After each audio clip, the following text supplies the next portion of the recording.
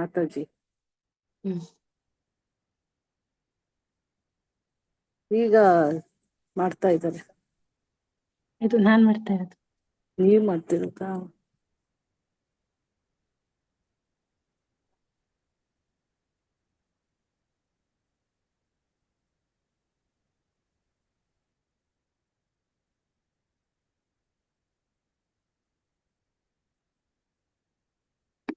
ಮಂಜುಳಾ ಮಾತಾಜಿ, ಮಾತಾಜಿ.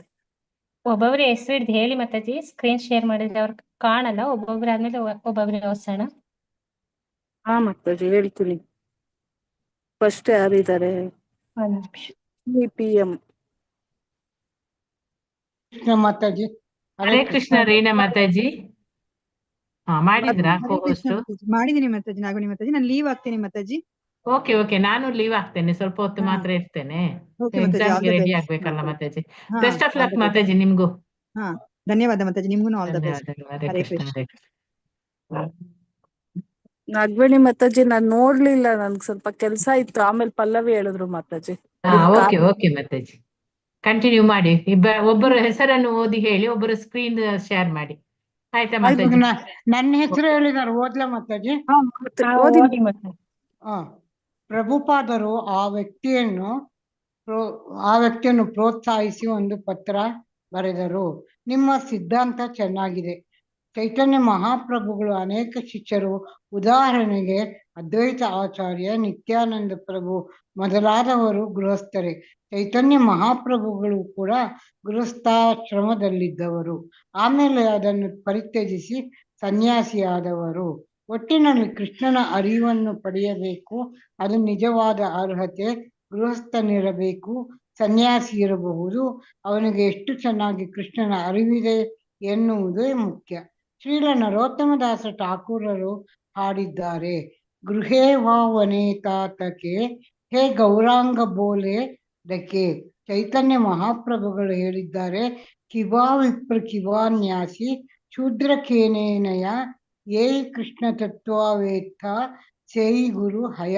ಆದುದರಿಂದ ದಯವಿಟ್ಟು ಬನ್ನಿ, ನಿಮ್ಮ ಲೇಖನಗಳ ಬಗ್ಗೆ ಚರ್ಚೆ ಮಾಡೋಣ. ಶ್ರೀಲ ಪ್ರಭುಪಾದರು ತಮ್ಮ ವಿಶ್ರಾಂತಿ ಕೋಣೆಯಲ್ಲಿ ಕುಳಿತಿದ್ದಾರೆ. ಅವರ ತಾತ್ಕಾಲಿಕ ಕಾರ್ಯದರ್ಶಿ ದಯಾನಂದ ಕೆಲವು ಪತ್ರಗಳನ್ನು ಅವರಿಗೆ ಓದುತ್ತಿದ್ದಾರೆ. ಅವುಗಳಲ್ಲಿ ಒಂದು ಪತ್ರ ಯಾವುದೋ ದೇವಾಲಯದ ಅಧ್ಯಕ್ಷರು ಬರೆದದ್ದು.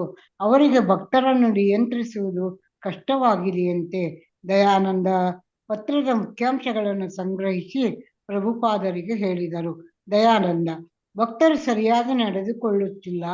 ಇವರು ಅವರನ್ನು ಟೀಕಿಸುತ್ತಿದ್ದಾರೆ. ಅವರು ಇವರ ಮಾತನ್ನು ಕೇಳುತ್ತಿಲ್ಲ. ಪ್ರಭುಪಾದ, ಬರೀ ಟೀಕಿಸುವುದರಿಂದ ಏನು ಪ್ರಯೋಜನ? ನಮ್ಮ ನಡವಳಿಕೆಯಿಂದ ನಾವು ಬೇರೆಯವರಿಗೆ ದಾರಿಯನ್ನು ತೋರಿಸಬೇಕು. ಉತ್ತರವನ್ನು ಬರೆಯುವಾಗ ಈ ಅಂಶವನ್ನು ಪ್ರಸ್ತಾಪಿಸಬೇಕೆಂದು ದಯಾನಂದ ಗುರುತು ಮಾಡಿಕೊಂಡರು. ದಯಾನಂದ, ಅನಂತರ ಶೀಲ ಪ್ರಭುಪಾದರೆ, ತಮ್ಮ ಗೃಹಕೃತ್ಯದ ಸಮಸ್ಯೆಗಳ ಬಗ್ಗೆ ಅವರು ನಿಮ್ಮ ಸಲಹೆ ಕೇಳುತ್ತಿದ್ದಾರೆ. ಪ್ರಭುಪಾದ, ಅದು ಗುರುವಿನ ಜವಾಬ್ದಾರಿಯಲ್ಲ.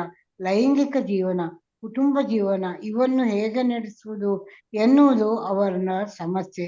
ಈ ಪಾಶ್ಚಾತ್ಯ ಸ್ತ್ರೀ ಪುರುಷರ ಹಾಗೆ ಅವರಿಗೆ ಸಂತೋಷವಿಲ್ಲ. ಮದುವೆ ಮಾಡಿಕೊಂಡಿದ್ದಾರೆ, ಆದರೂ ಸಂತೋಷವಿಲ್ಲ. ಅದಕ್ಕೆ ನಾನು ಬ್ರಹ್ಮಚರ್ಯ ಮತ್ತು ಸನ್ಯಾಸಿ ಜೀವನ ನಡೆಸಿ ಎನ್ನುತ್ತೇನೆ.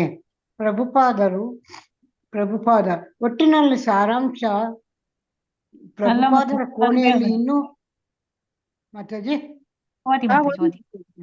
ಪ್ರಭುಪಾದರ ಕೋಣೆಯಲ್ಲಿ ಇನ್ನೂ ಅನೇಕ ಶಿಷ್ಯರಿದ್ದರು. ಜಗದ್ಗುರು ಎನ್ನುವ ಬ್ರಹ್ಮಚಾರಿ ಹೇಳಿದ, ಅವರಿಗೆ ಸರಿಯಾದ ಶಿಕ್ಷಣವಿಲ್ಲ, ಅದಕ್ಕೆ ಇಷ್ಟೊಂದು ಸಮಸ್ಯೆಗಳು. ಪ್ರಭುಪಾದ, ಒಟ್ಟಿನಲ್ಲಿ ಸಾರಾಂಶ ಇಷ್ಟೇ, ಅವರಿಗೆ ಸಂತೋಷವಿಲ್ಲ, ಅದಕ್ಕೆ ಬ್ರಹ್ಮಚಾರಿ ಮತ್ತು ಸನ್ಯಾಸಿ ಆಗುವುದು ಒಳ್ಳೆಯದು. ವೃಂದಾವನದಲ್ಲಿ ತಾವು ನೋಡಿದ್ದ ಪತಿ ಪತ್ನಿಯರ ಸಡಿಲ ಸಂಬಂಧದ ಬಗ್ಗೆ ಮೊದಲೇ ಪ್ರಭುಪಾದರು ಬೇಸರಗೊಂಡಿದ್ದರು. ಈಗ ಈ ಗೃಹಸ್ಥ ತನ್ನ ಕುಟುಂಬ ಜೀವನದ ಬಗ್ಗೆ ಅನಗತ್ಯವಾಗಿ ಮತ್ತದಿ ಹೋಯ್ತಿದ್ರು ಇವಾಗ ಮತ್ತೆ ಬರ್ತಾ ಬಂತು. ಇವಾಗ ಸ್ಕ್ರೀನ್ ಸ್ವಲ್ಪ ದೊಡ್ಡ ಮಾಡ್ಕೊಳ್ಳಿ.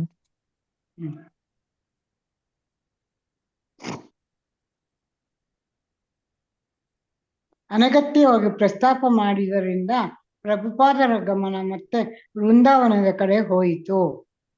ಅಡ್ವರ್ಟೈಸ್ ಬಂತು. ಮಾಯಾಪುರಕ್ಕೆ ಇತ್ತೀಚೆಗೆ ಬಂದಿದ್ದ ತಮ್ಮ ವೃಂದಾವನದ BBC ಗೋಪಾಲಕೃಷ್ಣರಿಗೆ ತಮ್ಮನ್ನು ಕಾಣಲು ಹೇಳಿ ಕಳಿಸಿದರು.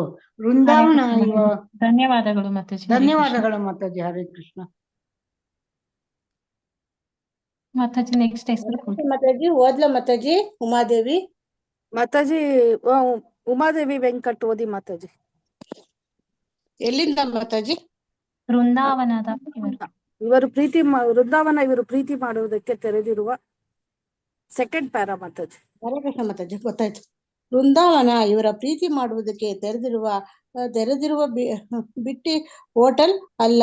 ಗೋಪಾಲಕೃಷ್ಣರು ಬರುವುದಕ್ಕೆ ಮೊದಲೇ ಪ್ರಭುಪಾದರು ಮಾತನಾಡಲು ಪ್ರಾರಂಭಿಸಿದ್ದರು. ವೃಂದಾವನ ಹುಡುಕಾಟ ಜಾಗವಲ್ಲ. ಅಲ್ಲಿರುವವರು ಕೃಷ್ಣನ ಬಗ್ಗೆ ಗಂಭೀರವಾಗಿರಬೇಕು. ನಾನು ಅವರಿಗೆ ಏನೆಲ್ಲ ಒದಗಿಸುತ್ತೇನೆ, ಹಣದ ಬಗ್ಗೆ ಯೋಚನೆ ಮಾಡಬೇಡಿ. ಅದರ ವ್ಯವಸ್ಥೆ ಚೆನ್ನಾಗಿರಲಿ. ನಮಗೆ ಹಣದ ಕೊರತೆ ಇಲ್ಲ, ಸರಿಯಾದ ವ್ಯವಸ್ಥೆಯ ಕೊರತೆ ಇದೆ. ದೇವಾಲಯದಲ್ಲಿ ಅಷ್ಟೊಂದು ಮಕ್ಕಳು ಏಕೆ? ಗಂಡ ಇಲ್ಲದ ಹೆಂಗಸರು ಇರುವುದಕ್ಕಾಗಿ ಮಾಡಿದ್ದಲ್ಲ ವೃಂದಾವನ. ಮಕ್ಕಳಿಗೆ ಏನಾದರೂ ಚಟುವಟಿಕೆ ಇರಬೇಕು. ಇದ್ದರೆ ಅವರು ಎಲ್ಲಾ ಕಡೆ ದಾಂಧಲೆ ಮಾಡುವುದಿಲ್ಲ. ಕೇವಲ ತಮ್ಮ ಮಕ್ಕಳ ಬಗ್ಗೆ ಮಾತ್ರ ಗಮನ ಕೊಡುತ್ತೇವೆ ಎನ್ನುವ ತಾಯಿಯಂದಿರು ವೃಂದಾವನದ ಆಚೆ ಕಳಿಸಬೇಕು. ಇಬ್ಬರು ಹೆಂಗಸರು ಒಂದು ಶಿಶುವಾರ ಪ್ರಾರಂಭಿಸಿ ಅನೇಕ ಮಕ್ಕಳನ್ನು ನೋಡಿಕೊಳ್ಳಬಹುದು. ಉಳಿದ ಹೆಣ್ಣು ಮಕ್ಕಳು ಬೇರೆ ಕೆಲಸ ಮಾಡಬಹುದು. ಕೋಣೆ ಸೇರಿಕೊಂಡು ಪ್ರೀತಿ ಆಟ ಆಡುವುದಲ್ಲ, ಯೋಜನೆ ಹಾಕಿಕೊಂಡು ಓಡಿ ಹೋಗುವುದಲ್ಲ. ಈ ಮಾತನ್ನು ಒತ್ತುಕೊಟ್ಟು ಪ್ರಭುಪಾದರು ಹೇಳಿದರು. ಏಕೆಂದರೆ ಇಸ್ಕಾನ ವೃಂದಾವನ ಕೇಂದ್ರಕ್ಕೆ ಭಾರತದ ಎಲ್ಲಾ ಕಡೆ ಜನ ಬರುತ್ತಿದ್ದರು. ಆದುದರಿಂದ ಇಸ್ಕಾನ್ನ ಕೇಂದ್ರ ಪ್ರತಿಯೊಂದು ಅಂಶದಲ್ಲೂ ಮಾದರಿ ಅನಿಸುವಂತೆ ಇರಬೇಕಾಗಿತ್ತು. ಇಲ್ಲವಾದರೆ ಪ್ರಭುಪಾದರ ಶಿಷ್ಯರು ಹಿಪ್ಪಿಗಳು ಎಂದು ಜನ ಯೋಚಿಸುತ್ತಾರೆ. ಯಾರು ವೃಂದಾವನದ ಕಡೆ ಸುಳಿಯುವುದಿಲ್ಲ. ಮಾಯಾಪುರದಲ್ಲಿ ಗುರುಕುಲವೊಂದನ್ನು ವ್ಯವಸ್ಥೆಗೊಳಿಸಲಾಗಿತ್ತು. ಮಕ್ಕಳನ್ನು ಜವಾಬ್ದಾರಿತರಾಗಿ ಹೇಗೆ ನೋಡಿಕೊಳ್ಳಬೇಕು ಎನ್ನುವುದಕ್ಕೆ ಇದು ಒಳ್ಳೆಯ ಉದಾಹರಣೆಯಾಗಿತ್ತು. ಪ್ರಭುಪಾದರು ಹೇಳಿದರು, ಮಕ್ಕಳನ್ನು ಸ್ವಾಗತಿಸಿ, ಆದರೆ ಬಂದ ಮಕ್ಕಳನ್ನು ನೀವು ರತ್ನಾಭರಣಗಳನ್ನಾಗಿ ರೂಪಿಸಬೇಕು. ವರ್ಣ ಸಂಕರದ ಹಿಪ್ಪಿಗಳನ್ನಾಗಿಸಿ ಹಾಳು ಮಾಡಬಾರದು. ಬೇಜವಾಬ್ದಾರಿಯುತ ಗೃಹಸ್ಥ ಜೀವನದ ಬಗ್ಗೆ ಪ್ರಭುಪಾದರು ಕಟುವಾಗಿ ಹೇಳಿದ ಮಾತುಗಳು ಮಾಯಾಪುರದ ಸನ್ಯಾಸಿಗಳ ನಿಲುವನ್ನು ಮತ್ತಷ್ಟು ಪ್ರೋತ್ಸಾಹಿಸಿದವು. ಅವರಲ್ಲಿ ಕೆಲವರಂತೂ ಗೃಹಸ್ಥ ದೇವಾಲಯಗಳಲ್ಲಿ ವಾಸ ಕೂಡ ಮಾಡಕೂಡದು ಎಂದುಕೊಂಡರು. ಆ ಸಾಯಂಕಾಲ ಸನ್ಯಾಸಿಗಳು ಪ್ರಭುಪಾದರ ಕೋಣೆಯಲ್ಲಿ ಸೇರಿದಾಗ ಇಸ್ಕಾನ್ ಸಂಸ್ಥೆಯಲ್ಲಿ ಕುಟುಂಬ ಮತ್ತು ಮಕ್ಕಳ ಸ್ಥಾನಮಾನವನ್ನು ಕುರಿತು ಪ್ರಭುಪಾದರೊಂದಿಗೆ ಅವರು ಚರ್ಚಿಸಿದರು. ತಾನು ಬ್ರಹ್ಮಚರ್ಯ ಜೀವನವನ್ನು ಎತ್ತಿ ಹಿಡಿದಿದ್ದರಿಂದ ಮತ್ತು ವಿವಾಹ ವಿರೋಧಿಯಾಗಿದ್ದುದರಿಂದ ಕೆಲವು ದೇವಾಲಯಗಳಲ್ಲಿ ತನಗೆ ಬೋಧನೆ ನೀಡುವುದಕ್ಕೆ ಅವಕಾಶ ಕೊಡಿಲ್ಲ ಎಂಬುದಾಗಿ ಒಬ್ಬ ಸನ್ಯಾಸಿ ಹೇಳಿದನು. ಉಳಿದ ಕೆಲವರು ದುಬಾರಿ ಆಸ್ತಿಗಳನ್ನು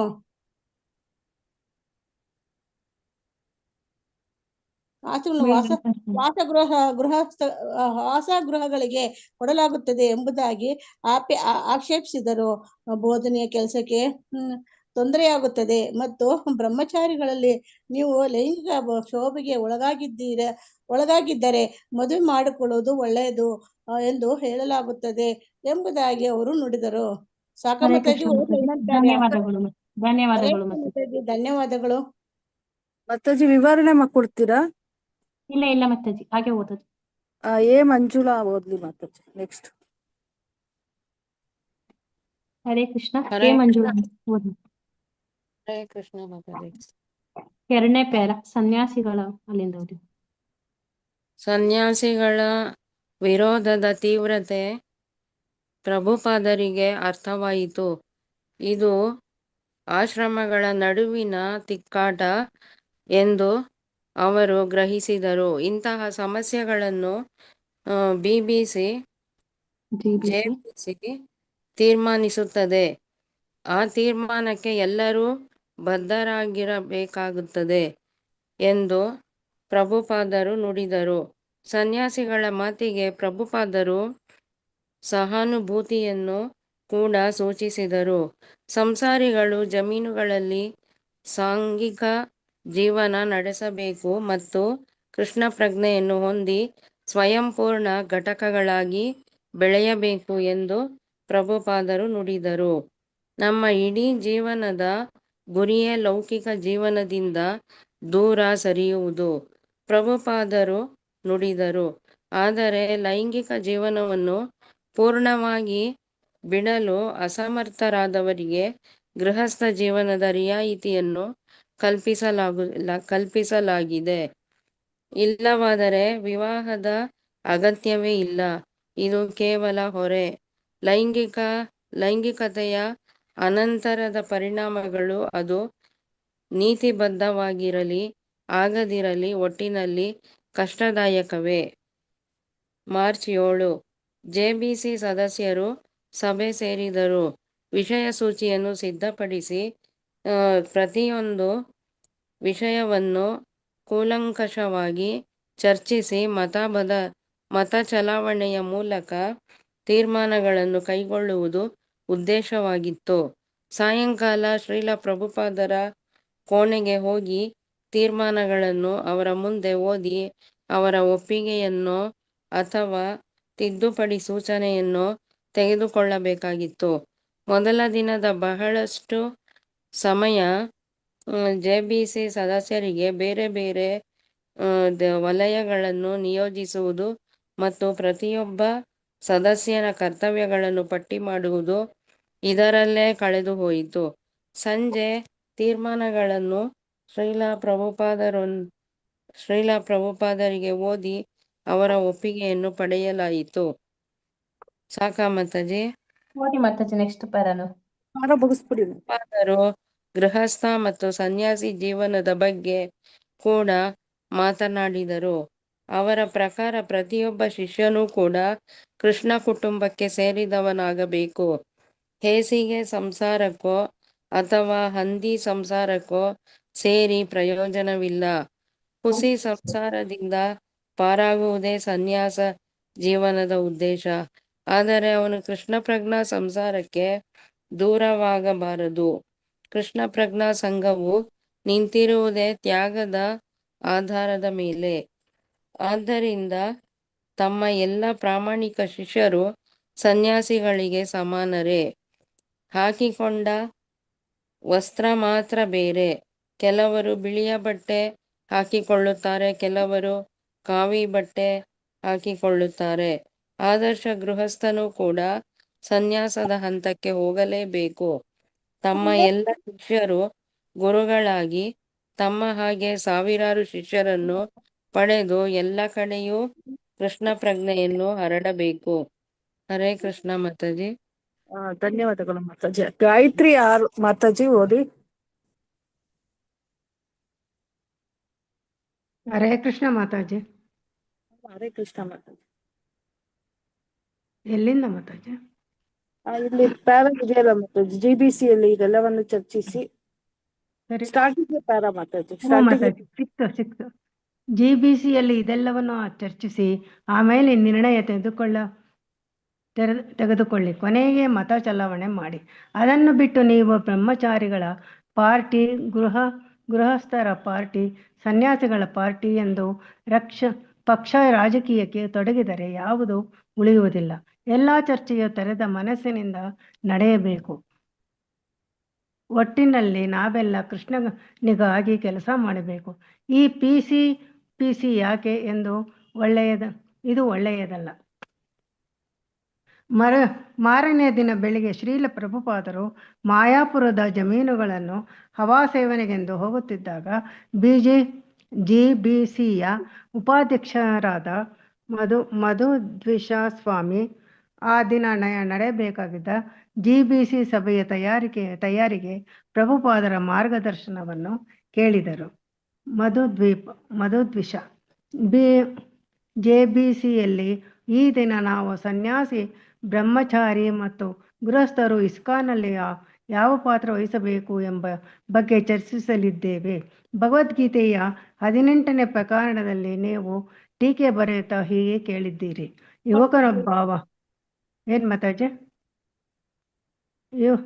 ಯುವಕನೊಬ್ಬ ವಿವಾಹವಾಗುತ್ತೇನೆ ಎಂದಾಗ ಸನ್ಯಾಸಿಯು ಅವನನ್ನು ನಿರುತ್ಸಾಹಗೊಳಿಸಬಾರದು.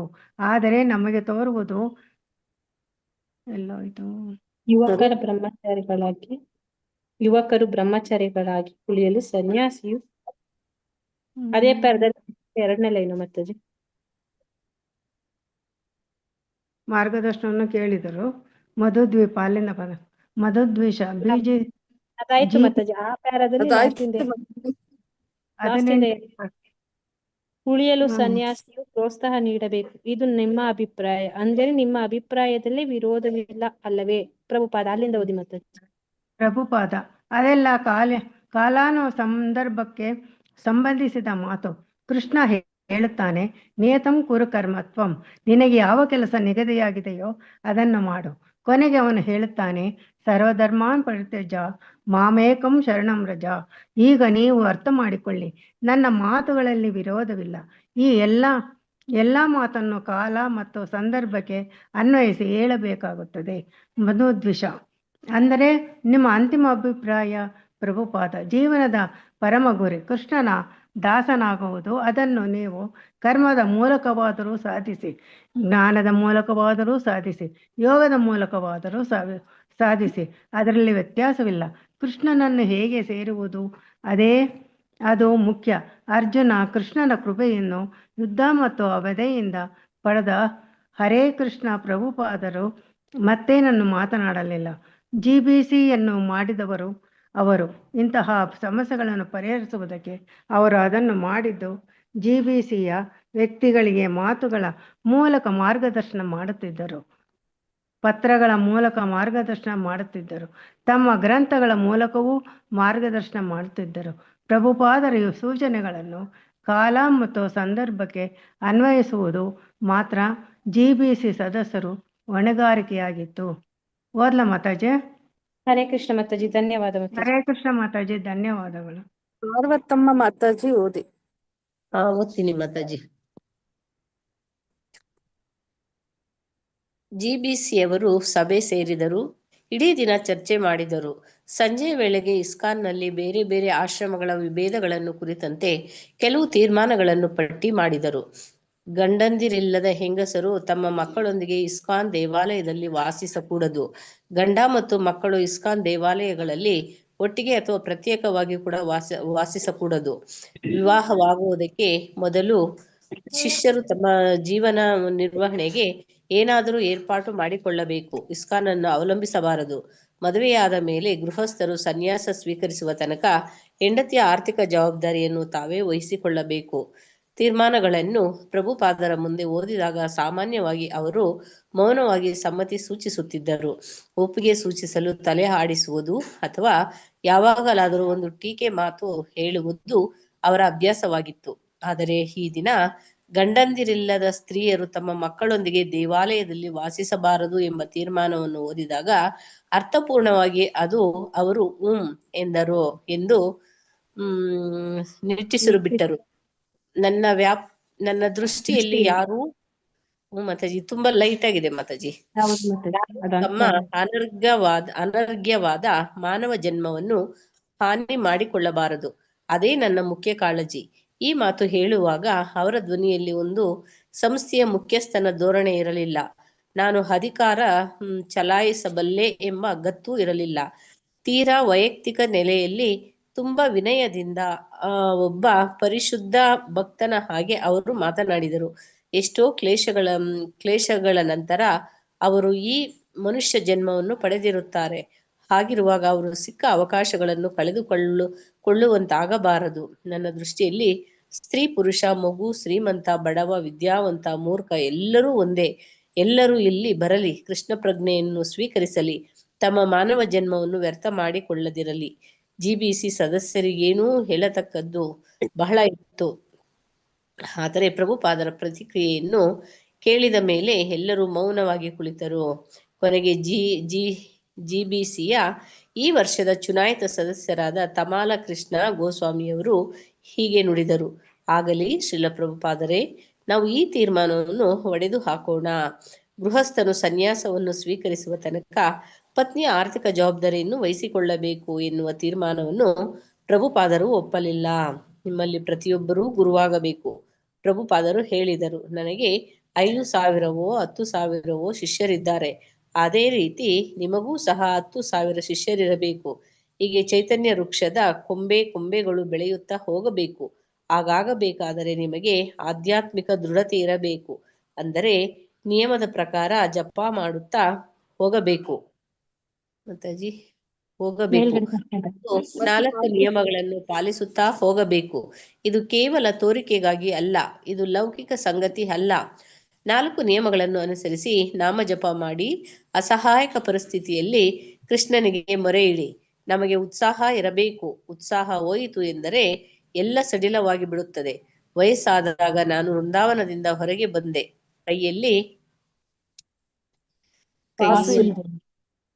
ಕೈಯಲ್ಲಿ ಕಾಸು ಇರಲಿಲ್ಲ. ಏನಾದರೂ ಸರಿ ಪ್ರಯತ್ನ ಮಾಡುತ್ತೇನೆ ಎಂದು ನಿರ್ಧರಿಸಿದೆ. ಭಗವಾನ್ ಧನ್ಯವಾದಗಳು. ಧನ್ಯವಾದಗಳು. ಲಕ್ಷ್ಮೀ ಬೇವಿ ಮಾತಾಜಿ ಓದ್ತೀರಾ? ಹರೇ ಕೃಷ್ಣ ಮಾತಾಜಿ. ಹರೇ ಕೃಷ್ಣ ಮಾತಾಜಿ. ಭಗವಾನ್ ಮನಸ್ಸುಕ್ಕೆ ಮಾತನಾಡಿದರು. ಶ್ರೀಲ ಪ್ರಭುಪಾದರೆ, ಈಗಲೂ ನಿಮಗೆ ಆ ಉತ್ಸಾಹವಿದೆ? ಹಾ ಇದೆ. ಪ್ರಭುಪಾದರು ನಕ್ಕರು. ಬೇಕಾದಷ್ಟು ಉತ್ಸಾಹವಿದೆ. ನಾನು ಮುದುಕ ಅಂತ ನನಗೆ ಅನಿಸುವುದೇ ಇಲ್ಲ. ಭಗವಾನ್, ಕೆಲವು ಬಾರಿ ನಾವೇ ಮುದುಕರು ಅನಿಸುತ್ತದೆ. ಪ್ರಭುಪಾದ, ಯಾರು ಮುದುಕರಲ್ಲ. ನಾ ಹನ್ಯತೆ ಹನ್ಯಮಾನೆ ಶರೀರೆ. ಕೆಲವು ಸಾರಿ ಮುಪ್ಪನ್ನು ನಿಮಗೆ ಆರೋಪಿಸಲಾಗುತ್ತದೆ ಅಷ್ಟೇ. ನಾನಂತೂ ಈಗಲೂ ಉತ್ಸಾಹ ಕಳೆದುಕೊಂಡಿಲ್ಲ. ಬಹಳಷ್ಟು ತೀರ್ಮಾನಗಳ ಬಗ್ಗೆ ತಮಗೆ ಸಂತೋಷವಿದೆ ಎಂದು ಪ್ರಭುಪಾದರು ನುಡಿದರು. ಏಕೆಂದರೆ ಈ ತೀರ್ಮಾನಗಳ ಮೂಲಕ ಜಿಬಿಸಿ ಸಮರ್ಥಶಾಲಿ ಎನ್ನುವುದನ್ನು, ಇನ್ನು ಮುಂದೆ ಪ್ರಭುಪಾದರ ಹೊರೆಯನ್ನು ತಾನು ತೆಗೆದುಕೊಳ್ಳುವುದಕ್ಕೆ ಸಿದ್ಧ ಎಂದು ಅದು ಸೂಚಿಸಿತ್ತು.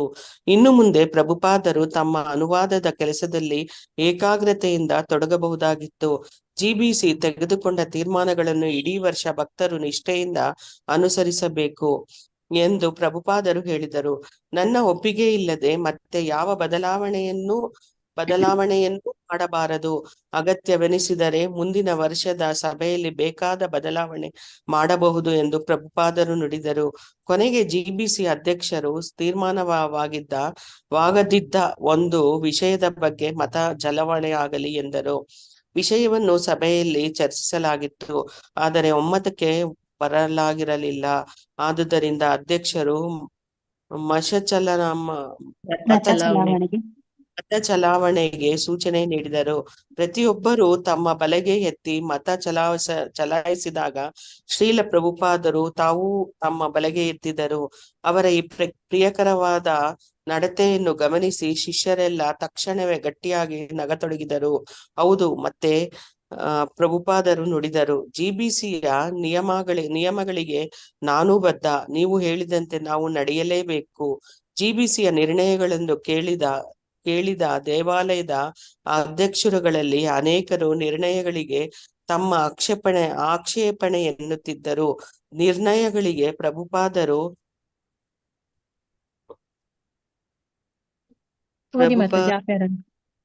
ಸಮ್ಮತಿ ಸೂಚಿಸುತ್ತಾರೆ ಎಂಬುದು ಅವರಿಗೆ ಗೊತ್ತಿತ್ತು. ಆದರೆ ನಿರ್ಣಯಗಳಿಗೆ ಕೆಲವರು ಸನ್ಯಾಸಿಗಳು ಕೊಡಬಹುದಾದ ವಿವರಣೆ ಸಂಸ್ಥೆಯಲ್ಲಿ ಒಡಕು ಹುಟ್ಟಿಸಬಹುದು ಎಂಬುದು ಅವರ ಅಭಿಪ್ರಾಯವಾಗಿತ್ತು. ದೇವಾಲಯದ ಅಧ್ಯಕ್ಷರುಗಳಲ್ಲಿ ಅನೇಕ ಗೃಹಸ್ಥರಾಗಿದ್ದರು. ನಿರ್ಣಯಗಳು ತಮ್ಮ ವಿರುದ್ಧವಾಗಿವೆ ಎಂಬುದಾಗಿ ಅವರು ಸಹಜವಾಗಿ ಭಾವಿಸಿದರು. ತಮ್ಮ ಪಕ್ಷದ ಅಭಿಪ್ರಾಯವನ್ನು ಪ್ರಸ್ತುತಪಡಿಸಲು ಅವಕಾಶಕ್ಕಾಗಿ ಅವರು ಕಾಯುತ್ತಿದ್ದರು. ಧನ್ಯವಾದಗಳು ಮಾತಾಜಿ. ಧನ್ಯವಾದಗಳು ಮಾತಾಜಿ. ಗೀತಾ ಎಂ ಓದ್ತೀರಾ ಮಾತಾಜಿ? ಹಾ ಮಾತಾಜಿ. ಹರೇ ಕೃಷ್ಣ. ಅಧ್ಯಕ್ಷರುಗಳಿಗೆ ಅತೃಪ್ತಿ ಉಂಟಾಗಿರುವುದು ಪ್ರಭುಪಾದರಿಗೆ ತಿಳಿದಿತ್ತು. ಮಾರನೇ ದಿನ ಬೆಳಿಗ್ಗೆ ಹವಾ ಸೇವನೆಗೆ ಹೋದಾಗ ಪ್ರಭುಪಾದರು ನಿರ್ಣಯದ ವಿಷಯವನ್ನು ಪ್ರಸ್ತಾವಿಸಿದರು. ಆಗ ಸನ್ಯಾಸಿಗಳು, ಜಿಬಿಸಿ ಸದಸ್ಯರು, ದೇವಾಲಯದ ಅಧ್ಯಕ್ಷರುಗಳು ಎಲ್ಲಾ ಇದ್ದರು. ಹಾಗೆ ಎಲ್ಲರೂ ಇರುವಾಗ ಪ್ರಭುಪಾದರು ವಿಷಯವನ್ನು ಪ್ರಸ್ತಾವಿಸಿ ತಮ್ಮ ಆಧ್ಯಾತ್ಮಿಕ ಕುಟುಂಬದಲ್ಲಿ ಸಹಮತ ಉಂಟು ಮಾಡಲು ಪ್ರಯತ್ನಿಸುತ್ತಿದ್ದರು. ಪ್ರಭುಪಾದ, ನನ್ನ ಗಮನಕ್ಕೆ ಬಂತು, ಗೃಹಸ್ಥರ ಮೇಲೆ ವಿಶೇಷವಾದ ಪ್ರತಿಬಂಧನೆಗಳನ್ನು ಹೇರಿರುವುದು ಅವರಲ್ಲಿ ಅಸಮಾಧಾನವನ್ನು ಉಂಟು ಮಾಡಿರಬಹುದಲ್ಲವೇ? ಮಧುದ್ವಿಷ, ಅಸಮಾಧಾನ ಉಂಟಾಗಿದೆ. ಪ್ರಭುಪಾದ, ಹಾಗಾದರೆ ಒಂದು ಕೆಲಸ ಮಾಡಿ, ಗೃಹಸ್ಥರೆಲ್ಲ ಸೇರಿ ಒಂದು ಸಮಿತಿ ಮಾಡಿಕೊಂಡು ತಾವು ಹೇಗೆ ನಡೆದುಕೊಳ್ಳಬೇಕೆಂಬುದನ್ನು ತಾವೇ ತೀರ್ಮಾನಿಸಲಿ. ಬೇರೆಯವರು ಅವರ ಮೇಲೆ ಒತ್ತಾಯ ಹೇರುವುದಕ್ಕಿಂತ ಇದು ಒಳ್ಳೆಯದು. ಏಕೆಂದರೆ ಶಾಸ್ತ್ರದ ಎಲ್ಲಾ ನಿಯಮಗಳನ್ನು ಕಟ್ಟುನಿಟ್ಟಾಗಿ ಅನುಸರಿಸುವುದು ಈ ಕಾಲದಲ್ಲಿ ಯಾರಿಗೂ ಸಾಧ್ಯವಿಲ್ಲ. ಜಿಬಿಸಿ ನಿಯಮಗಳನ್ನು ಗೃಹಸ್ಥರು ಪುನರ್ ಪರಿಶೀಲಿಸುವ ವಿಚಾರಕ್ಕೆ ತಮಾಲಕೃಷ್ಣ ತಮ್ಮ ಭಿನ್ನಾಭಿಪ್ರಾಯವನ್ನು ಸೂಚಿಸಿದರು. ಅವರ ವಾದ ಹೀಗಿತ್ತು: ನಮ್ಮ ಯಾವುದೇ ತೀರ್ಮಾನಗಳಲ್ಲಿ ಗೃಹಸ್ಥರು ಹೀಗೆ ಬದುಕಬೇಕೆಂಬುದು ನಾವು ಎಲ್ಲೂ ವಿಧಿಸಿಲ್ಲ. ನಮ್ಮ ಸಂಸ್ಥೆಯನ್ನು ಹೇಗೆ ನಡೆಸಬೇಕು ಎಂಬುದನ್ನು ಮಾತ್ರ ನಿರ್ಣಯಗಳು ಸೂಚಿಸುತ್ತಿವೆ. ಗೃಹಸ್ಥರು ಹೇಗೆ ಜೀವಿಸಬೇಕು ಎಂಬುದನ್ನು ಅವು ಹೇಳುವುದಿಲ್ಲ. ಆಕ್ಷೇಪಣಾರ್ಹ ಅಂಶಗಳ ಬಗ್ಗೆ ಪ್ರಭುಪಾದರು ಈಗಾಗಲೇ ತಿದ್ದುಪಡಿ ಸೂಚಿಸಿದ್ದಾರೆ. ಪ್ರಭುಪಾದ: ಈ ಬಗ್ಗೆ ಆಮೇಲೆ ಯೋಚಿಸೋಣ. 3-4 ಜನ ಗೃಹಸ್ಥರ ಒಂದು ಸಣ್ಣ ಸಮಿತಿ ಮಾಡಿಕೊಳ್ಳಿ. ನೀವು ಹೇಗೆ ಜೀವಿಸಬೇಕು ಎಂಬುದರ ಬಗ್ಗೆ ನೀವೇ ತೀರ್ಮಾನ ಮಾಡಿಕೊಳ್ಳಿ. ಮುಂದೆ ನೀವು ಪೆಂಡಾಲ್ ಕಟ್ಟುವುದಕ್ಕೆ ಯಾವಾಗ ಪ್ರಾರಂಭ ಮಾಡುತ್ತೀರಿ ಎಂದು ಪ್ರಭುಪಾದರು ವಿಷಯಾಂತರ ಮಾಡಿದರು. ಇವತ್ತು ಪಶ್ಚಿಮ ದೇಶದಿಂದ 350 ಜನ ಭಕ್ತರು ಬರುತ್ತಾರೆ. ಪೆಂಡಾಲಿನ ವೇದಿಕೆ ನಿರ್ಮಾಣ ಈಗಾಗಲೇ ಆಗಬೇಕಾಗಿತ್ತು. ಉಳಿದ ಉತ್ಸವದ ಮಂಟಪಗಳು, ರಂಗಮಂದಿರ ಇವುಗಳ ರಚನೆ ಸಾಯಂಕಾಲ ಪ್ರಾರಂಭವಾಗುತ್ತದೆ. ಆದರೆ ಈ ಗೃಹಸ್ಥ ಸನ್ಯಾಸ ಸಮಸ್ಯೆಯ ಬಗ್ಗೆ ಪೂರ್ಣವಾಗಿ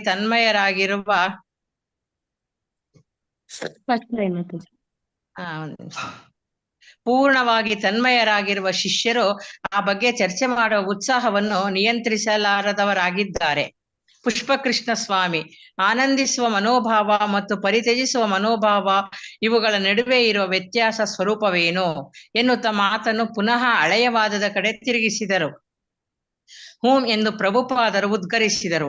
ಪುಷ್ಪಕೃಷ್ಣ ಸ್ವಾಮಿಯವರ ಪ್ರಶ್ನೆಗೆ ಅವರ ಉತ್ತರವನ್ನೇ ಕೊಡಲಿಲ್ಲ. ಅವರು ಈ ಪಕ್ಷ ವಿಭೇದಗಳ ವಿಷಯದಲ್ಲಿ ಅವರು ನಿರಾಸಕ್ತರಾಗಿದ್ದರು.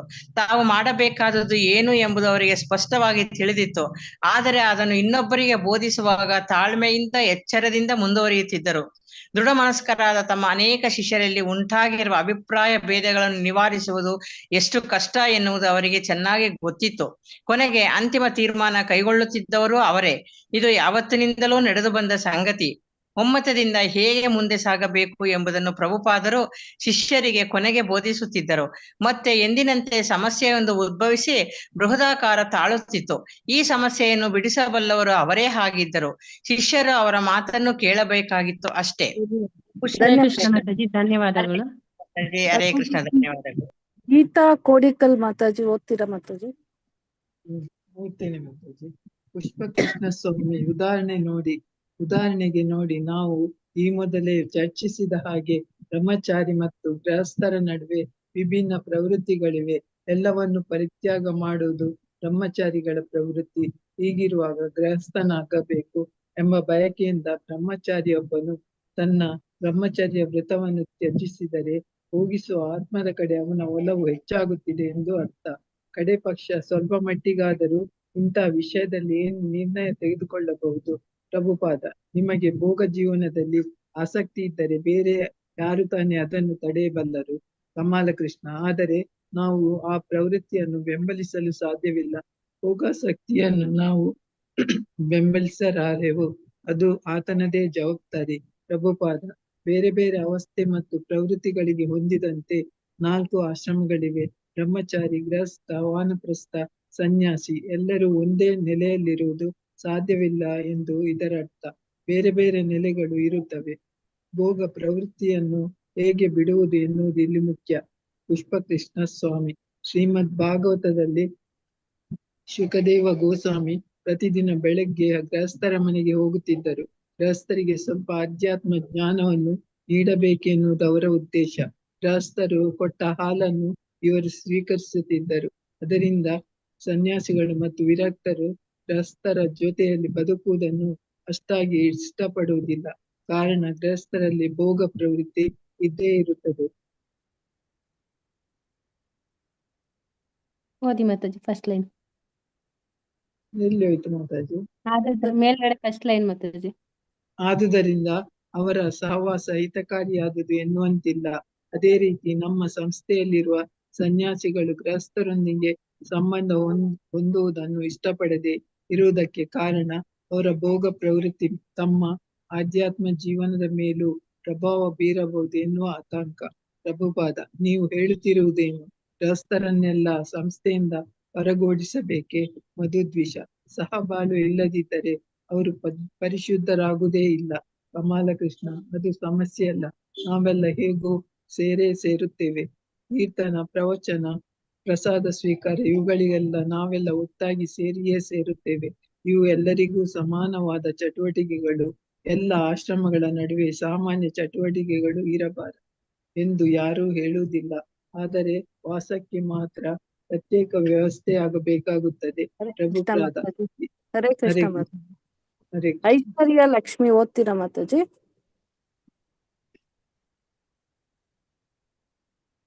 ಶ್ರುತಿ ಮಾತಾಜಿ ಓದ್ತೀರಾ? ಹಾ ಮಾತಾಜಿ, ಓದ್ತೀನಿ. ಓದಿ ಮಾತಾಜಿ. ಪ್ರಭುಪಾದ್, ಈಗ ದೇವಾಲಯದಲ್ಲಿ ಕೂಡ ಗಂಡ ಹೆಂಡತಿ ಪರಸ್ಪರ ಮಾತನಾಡುತ್ತಿದ್ದಾರೆ ಎಂದು ನೀವು ಅಪೇಕ್ಷಿಸುತ್ತಿದ್ದೀರಿ. ಪ್ರಭುಪಾದರು ತುಂಬಾ ಸಂಕೋಚದಿಂದಲೇ ವಿಷಯದ ಬಗ್ಗೆ ನಿಧಾನವಾಗಿ ಎಲ್ಲಾ ಮಾಹಿತಿಗಳನ್ನು ಸಂಗ್ರಹಿಸುತ್ತಿದ್ದರು. ಸಿಡಿದು ನಿಂತಿದ್ದ ತಮ್ಮ ಶಿಷ್ಯರ ಮನಸ್ಸು ಮತ್ತು ಹೃದಯಗಳನ್ನು ಸ್ಪಷ್ಟವಾಗಿ ಗ್ರಹಿಸುವ ಪ್ರಯತ್ನ ಮಾಡುತ್ತಿದ್ದರು. ತಮಾಲ ಕೃಷ್ಣ: ಹೌದು, ದೇವಸ್ಥಾನದಲ್ಲಿರುವ ದಂಪತಿಗಳು ಶ್ರೀಮದ್ ಭಾಗವತದ ಬಗ್ಗೆಯಂತೂ ಮಾತನಾಡುತ್ತಿಲ್ಲ. ಪ್ರಭುಪಾದ್: ಎಲ್ಲಿ ಹೋದರೂ ಈಗ ಅಷ್ಟೇ ಬಿಡಿ. ಭಾಗವತ: ಬ್ರಹ್ಮಚಾರಿಗಳ ಬಗ್ಗೆ ಒಂದು ಅಪೇಕ್ಷಣೆ ಇದೆ. ಅವರು ಗೃಹಸ್ಥರನ್ನು ತುಂಬಾ ಕಡೆಗಣಿಸಿ ನೋಡುತ್ತಾರೆ ಎಂದು. ಆದರೆ ಬ್ರಹ್ಮಚಾರಿಗಳಿಗೆ ಇದು ಒಂದು ಸದ್ಗುಣವೇ ಅಲ್ಲವೇ? ಭೋಗ ತೃಪ್ತಿಯ ಬಗ್ಗೆ ಒಂದು ಬಗೆಯ ಆರೋಗ್ಯಕರ ತಿರಸ್ಕಾರ ಅವರಲ್ಲಿ ಇರಲೇ ಬೇಕಾಗುತ್ತದೆ. ಪ್ರಭುಪಾದ್: ನನಗೆ ಅರ್ಥವಾಗುತ್ತಿಲ್ಲ. ಇಷ್ಟು ಹೊತ್ತಿಗೆ ಶಿಷ್ಯರೆಲ್ಲ ಪ್ರಭುಪಾದರ ಹತ್ತಿರ ಬಂದಿದ್ದರು. ಇದು ಬಹಳ ಮುಖ್ಯ ವಿಷಯವಾಗಿದ್ದರಿಂದ ಪ್ರಭುಪಾದರ ಅಭಿಪ್ರಾಯವನ್ನು ತಿಳಿಯಲು ಅವರು ತುಂಬಾ ಕಾತುರಗೊಂಡಿದ್ದರು. ಪುಷ್ಪಕೃಷ್ಣ: ಭಾಗವತರು ಹೇಳುತ್ತಿರುವುದು ಇಷ್ಟೇ. ಬ್ರಹ್ಮಚಾರಿಗಳು ಮತ್ತು ಸನ್ಯಾಸಿಗಳು ಸ್ತ್ರೀಯರು ಮತ್ತು ಗೃಹಸ್ಥರ ಸಹವಾಸದ ಬಗ್ಗೆ ತೀವ್ರವಾದ ತಿರಸ್ಕಾರ ಭಾವವನ್ನು ಹೊಂದಿದ್ದಾರೆ. ಅದೇ ರೀತಿ ಗೃಹಸ್ಥರು ಕೂಡ ಸನ್ಯಾಸಿಗಳನ್ನು ಮತ್ತು ಬ್ರಹ್ಮಚಾರಿಗಳನ್ನು ಟೀಕಿಸಿ ಮಾತನಾಡುತ್ತಾರೆ. ಇವರದ್ದು ತೀರಾ ದುರಭಿಮಾನ ಅಷ್ಟೇ. ನೆಕ್ಸ್ಟ್ ಓದ್ಲಾ ಮಾತಾಜಿ? ಓದಿ ಮಾತಾಜಿ. 2 ಪ್ಯಾರ ಓದಿ ಮಾತಾಜಿ. ಹಾ ಮಾತಾಜಿ. ಗೃಹಸ್ಥರ ಪ್ರಕಾರ ಇದು ಭೋಗಸಾಕ್ತಿಯಷ್ಟೇ ಕೆಟ್ಟದ್ದು. ಏಕೆಂದರೆ ಸನ್ಯಾಸಿ ಕೂಡ ಸಂಸಾರಿಗಳನ್ನು ವಿರೋಧಿಸುವಾಗ ಸಂಸಾರವನ್ನು ಕುರಿತೇ ಚಿಂತಿಸುತ್ತಿದ್ದಾನೆ. ಆದುದರಿಂದ ಭಾಗವತದಾಸರ ಪ್ರಶ್ನೆ ಈಗ ತಟಸ್ಥ ಭಾವ ಸರಿಯೇ ಅಥವಾ ತಿರಸ್ಕಾರವೋ? ಪ್ರಭುಪಾದ್: ಇದೆಲ್ಲವೂ ದುರಭಿಮಾನವೇ. ಕೃಷ್ಣ ಪ್ರಜ್ಞೆ ಸಾಗುವುದರಲ್ಲಿ ನಿಜವಾದ ಏಕತಾಭಾವವಿದೆ. ಕಲೌ ನಾಸ್ತಿ ಏವ ನಾಸ್ತಿ ಏವ. ಕಲಿಯುಗದಲ್ಲಿ ಕಟ್ಟುನಿಟ್ಟಾಗಿ ನೀವು ನಡೆಯಲಾರಿರಿ, ನಾನು ನಡೆಯಲಾರೆ. ನೀವು ನನ್ನನ್ನು ಟೀಕಿಸುತ್ತಾ ನಾನು ನಿಮ್ಮನ್ನು ಟೀಕಿಸುತ್ತಾ ಉಳಿದರೆ ನಿಜವಾದ ಕೃಷ್ಣ ಪ್ರಜ್ಞಾ ಜೀವನದಿಂದ ನಾವು ದೂರ ಹೋಗುತ್ತೇವೆ. ಪುಷ್ಪಕೃಷ್ಣ: ಧನ್ಯವಾದ. ಧನ್ಯವಾದ. ಹರೇ ಕೃಷ್ಣ ಮಾತಾಜಿ. ಶ್ರುತಿ ಮಾತಾಜಿ ಓದ್ತೀರಾ? ಹರೇ ಕೃಷ್ಣ ಮಾತಾಜಿ. ಕೃಷ್ಣ ಮಾತಾಜಿ. ಪುಷ್ಪಕೃಷ್ಣ: ಅಂದರೆ ನೀವು ಹೇಳುವುದು ನಮ್ಮಲ್ಲಿ ಕೃಷ್ಣ ಪ್ರಜ್ಞೆ ಇಲ್ಲವಾದರೆ ನಮ್ಮನ್ನು ಯಾವುದಾದರೂ ಸಮಸ್ಯೆ ಕಾಡುತ್ತದೆ. ಇವತ್ತು ಗೃಹಸ್ಥ ಸಮಸ್ಯೆ, ನಾಳೆ ಇನ್ನೊಂದು. ಪ್ರಭುಪಾದ: ಹೌದು, ಗೃಹಸ್ಥರಾಗಲಿ ಬ್ರಹ್ಮಚಾರಿಗಳಾಗಲಿ ಸನ್ಯಾಸಿಗಳಾಗಲಿ ನಿಯಮಗಳನ್ನು ಯಾರೂ ಕಟ್ಟುನಿಟ್ಟಾಗಿ ಆಚರಿಸಲು ಸಾಧ್ಯವಿಲ್ಲ ಎಂಬುದನ್ನು ನೀವು ಯಾವಾಗಲೂ ನೆನಪಿನಲ್ಲಿಡಬೇಕು. ಕಲಿಯುಗದಲ್ಲಿ ಇದು ಅಸಾಧ್ಯ. ನಾನು ನಿಮ್ಮಲ್ಲಿ ತಪ್ಪು ಹುಡುಕುತ್ತೇನೆ, ನೀವು ನನ್ನಲ್ಲಿ ತಪ್ಪು ಹುಡುಕುತ್ತೀರಿ. ನಮ್ಮಿಬ್ಬರ ನಡುವೆ ಕಂದಕ ಉಂಟಾಗುತ್ತದೆ. ನಾವು ಏಕೆ ಒಟ್ಟಿಗೆ ಸೇರಿದ್ದೆವು ಎಂಬುದೇ ನಮಗೆ ಮರೆತು ಹೋಗುತ್ತದೆ. ಅದಕ್ಕೆ ಚೈತನ್ಯ ಮಹಾಪ್ರಭುಗಳು ಹರಿನಾಮವನ್ನು ಬೋಧಿಸಿದರು. ಹರೇ ಕೃಷ್ಣ ಮಂತ್ರವನ್ನು ಎಲ್ಲರೂ ತಪ್ಪದೇ ಭಜಿಸಬೇಕು. ಇದು ಎಲ್ಲರಿಗೂ ಸಮಾನವಾದದ್ದು. ಗೃಹಸ್ಥ, ವಾನಪ್ರಸ್ಥ, ಸನ್ಯಾಸ, ಆಶ್ರಮದವರಿಗೂ ಇದು ಅನ್ವಯಿಸುತ್ತದೆ. ಸುಮ್ಮನೆ ಹರೇ ಕೃಷ್ಣ ಮಂತ್ರವನ್ನು ಹೇಳುತ್ತಾ ಹೋದರೆ ಸಾಕು, ಪ್ರತಿಯೊಂದು ಸರಿ ಹೋಗುತ್ತದೆ. ಇಲ್ಲದಿದ್ದರೆ ಪ್ರಗತಿ ಸಾಧ್ಯವೇ ಆಗುವುದಿಲ್ಲ. ನಾವು ಕೇವಲ ವಿವರಗಳನ್ನು ಹಿಡಿದುಕೊಂಡು ಸಮಸ್ಯೆಯನ್ನು ಜಟಿಲಗೊಳಿಸುತ್ತಿದ್ದೇವೆ. ಇದಕ್ಕೆ ನಿಯಮಾಗ್ರಹ ಎನ್ನುತ್ತಾರೆ. ನನ್ನ ಮಾತು ನಿಮಗೆ ಸ್ಪಷ್ಟವಾಗಿರಬೇಕು ಅಲ್ಲವೇ? ಮಧುದ್ವಿಷ: ಅರ್ಥವಾಯಿತು. ಇದು ಉಪದೇಶ ಅಮೃತದಲ್ಲಿ ಹೇಳಿದೆ. ಪ್ರಭುಪಾದ: ನಿಯಮಾಗ್ರಹ ಒಳ್ಳೆಯದಲ್ಲ. ನಿಯಮ ಅಂದರೆ ನಿಯಂತ್ರಣ ಸೂತ್ರಗಳು. ಆಗ್ರಹ ಎಂದರೆ ಅಸಮ್ಮತಿ. ಆಗ್ರಹ ಎಂದರೆ ಇದಕ್ಕೆ ವಿರುದ್ಧವಾದದ್ದು. ನಿಯಂತ್ರಣ ಸೂತ್ರಗಳನ್ನು ಒಪ್ಪಿಕೊಳ್ಳುವಲ್ಲಿ ಅತ್ಯಾಸಕ್ತಿಯನ್ನು ತೋರಿಸುವುದು. ಆದರೆ ಅಧ್ಯಾತ್ಮದಲ್ಲಿ ಪ್ರಗತಿ ಇಲ್ಲ. ಈ ಎರಡೂ ನಿಯಮಾಗ್ರಹಗಳೇ. ಆದುದರಿಂದ ಒಟ್ಟಿನಲ್ಲಿ ನಾವು ಹೇಳಬೇಕಾದದ್ದು ನಿಯಮಾಗ್ರಹ ಉಚಿತವಾದುದಲ್ಲ. 24 ಗಂಟೆ ನಾಮಜಪವನ್ನು ಮಾಡುವುದರಲ್ಲಿ ತೊಡಗಿದರೆ ನಾವು ಸರಳವಾಗಿ ಕೃಷ್ಣ ಪ್ರಜ್ಞೆಯನ್ನು ಹೊಂದಬಹುದು.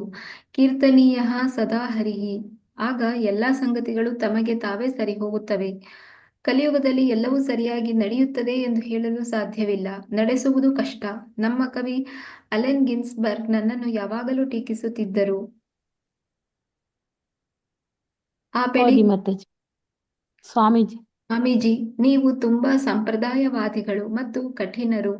ನಾನು ಅವರಿಗೆ ಹೇಳಿದೆ, ನಾನು ಯಾವತ್ತೂ ಕಠಿಣ ಮನಸ್ಕನಲ್ಲ. ಸಂಪ್ರದಾಯವಾದಿ ಮೊದಲೇ ಅಲ್ಲ. ನಾನು ಸಂಪ್ರದಾಯವಾದಿಯಾಗಿದ್ದರೆ ಇಲ್ಲಿ 1 ನಿಮಿಷವೂ ಇರುತ್ತಿರಲಿಲ್ಲ. ಆದ್ದರಿಂದ ನಾನು ಸಂಪ್ರದಾಯವಾದಿ ಅಲ್ಲವೇ ಅಲ್ಲ. ನನ್ನ ಜೊತೆಯಲ್ಲಿ ಕಾರ್ಲ್ ಎರ್ಗ್ಸನ್ ಎಂಬ ಹುಡುಗ ಇದ್ದಾನೆ. ನಾನು ಅಡುಗೆ ಮಾಡುತ್ತೇನೆ. ರೆಫ್ರಿಜರೇಟರ್ನಲ್ಲಿ ಆ ಹುಡುಗ ತನ್ನ ಬೆಕ್ಕಿಗಾಗಿ ಮಾಂಸದ ತುಂಡುಗಳನ್ನು ಇಟ್ಟಿರುತ್ತಾನೆ. ಅದೇ ರೆಫ್ರಿಜರೇಟರ್ನಲ್ಲಿ ನನ್ನ ಆಹಾರವನ್ನು ನಾನು ಇಡುತ್ತೇನೆ. ಏನು ಮಾಡುವುದು ಹೇಳಿ? ಸುಮಾರು 1 ಗಂಟೆಯ ಕಾಲ ಅವರು ಮಾತನಾಡುತ್ತಲೇ ಇದ್ದರು. ಪ್ರಭುಪಾದರು ಖಚಿತವಾದ ಸೂಚನೆಗಳನ್ನು ನೀಡಿದ್ದರು. ಆದರೂ ಮಾತು ಇನ್ನೂ ಮುಗಿದಿರಲಿಲ್ಲ. ವಿಷಯವಂತೂ ಸ್ಪಷ್ಟವಾಗಿತ್ತು. ಪ್ರಭುಪಾದರು ಸಂದರ್ಭದ ಮೇಲೆ ಸಂಪೂರ್ಣ ನಿಯಂತ್ರಣ ಸಾಧಿಸಿದ್ದರು. ಆ ಬೆಳಗ್ಗೆ ಕೃಷ್ಣ ಮಾತಾಜಿ, ಧನ್ಯವಾದಗಳು. ಕೃಷ್ಣ ಮಾತಾಜಿ. ಕಾಂತಾಮಣಿ ಮಾತಾಜಿ ಓದ್ತೀರಾ? ಕಾಂತಾಮಣಿನ ಓದ್ತೀನಿ ಮಾತಾಜಿ. ಓದಿ.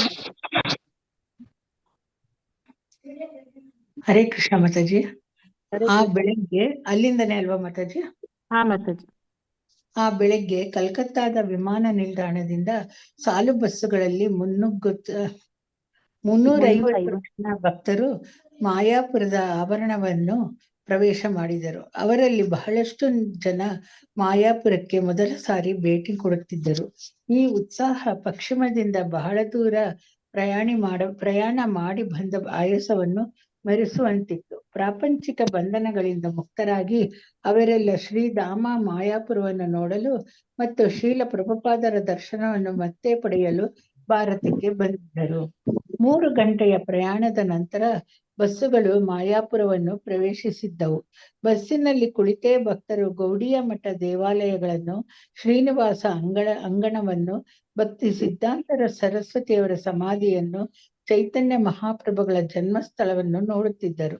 ಒಂದಾದ ನಂತರ ಒಂದು ದೃಶ್ಯ ಅವರ ಕಣ್ಣ ಮುಂದೆ ಬಂದು ಹಾದು ಹೋದವು. ಬಸ್ಸುಗಳು ನಿರಂತರವಾಗಿ ಹಾರನ್ ಸದ್ದು ಮಾಡುತ್ತಾ ಭಕ್ತಿ ಸಿದ್ಧಾಂತ ಮಾರ್ಗದ ತಿರುವುಗಳಲ್ಲಿ ಓಡುತ್ತಿದ್ದವು. ಪಾದಚಾರಿಗಳಾದ ಹಳ್ಳಿಗರು, ರಿಕ್ಷಾಗಳು, ದನ, ಮೇಕೆ, ಎಮ್ಮೆ ಮೊದಲಾದ ಪ್ರಾಣಿಗಳು ಬಸ್ಸು ವೇಗವಾಗಿ ಚಲಿಸುವಾಗ ಸರಸರ ಹಿಂದೆ ಸರಿಯುತ್ತಿದ್ದವು. ಗೌರ ಪೂರ್ಣಿಮೆಯನ್ನು ಆಚರಿಸಲು 100 ಜನ ಪಾಶ್ಚಿತ್ಯ ಭಕ್ತರು ಮಾಯಾಪುರಕ್ಕೆ ಬರುತ್ತಿರುವ ದೃಶ್ಯವನ್ನು ಸ್ಥಳೀಯರು ಆಶ್ಚರ್ಯಚಕಿತರಾಗಿ ನೋಡುತ್ತಿದ್ದರು. ಮಟ್ಟಸವಾದ ಮಾಯಾಪುರದ ನೆಲಗಟ್ಟಿನ ಮೇಲೆ ನಿಂತಿರುವ ನಸುಗೆಂಪು ವರ್ಣದ ಸುಂದರವಾದ ಇಸ್ಕಾನ್ ಸಂಸ್ಥೆಯ ಮಾಯಾಪುರ ಚಂದ್ರೋದಯ ಮಂದಿರವನ್ನು ಭಕ್ತರು ನೋಡಿದರು. ಶ್ರೀಲ ಪ್ರಭುಪಾದರವರೆಲ್ಲ ಅಲ್ಲೇ ವಾಸ್ತವ್ಯವನ್ನು ಏರ್ಪಡಿಸಿದ್ದರು. ಮೊದಲೇ ಆ ಮಂದಿರದ ಎಷ್ಟೋ ವಿಷಯಗಳನ್ನು ತಿಳಿದಿದ್ದ ಭಕ್ತರು ಭವನವನ್ನು ಬೆರಗುಗಣ್ಣುಗಳಿಂದ ನೋಡಿದರು. ಇಸ್ಕಾನ್ ಸಂಸ್ಥೆಯ ಮುಂಬಾಗಿಲ ಬಳಿ ಬಸ್ಸುಗಳು ಬಂದವು. ಭಕ್ತರು ಹೊಸ ಗೋಪುರಗಳನ್ನು, ಹೂವಿನ ಮೈದಾನಗಳನ್ನು ನೋಡಿ ಸಂತೋಷ ಪಡುತ್ತಿದ್ದರು. ಶ್ರೀಲ ಪ್ರಭುಪಾದರನ್ನು ಕಾಣುವ ಅವರ ಆದರ ಕ್ಷಣಕ್ಕೆ ಹೆಚ್ಚಾಗುತ್ತಿತ್ತು. ಆದರೆ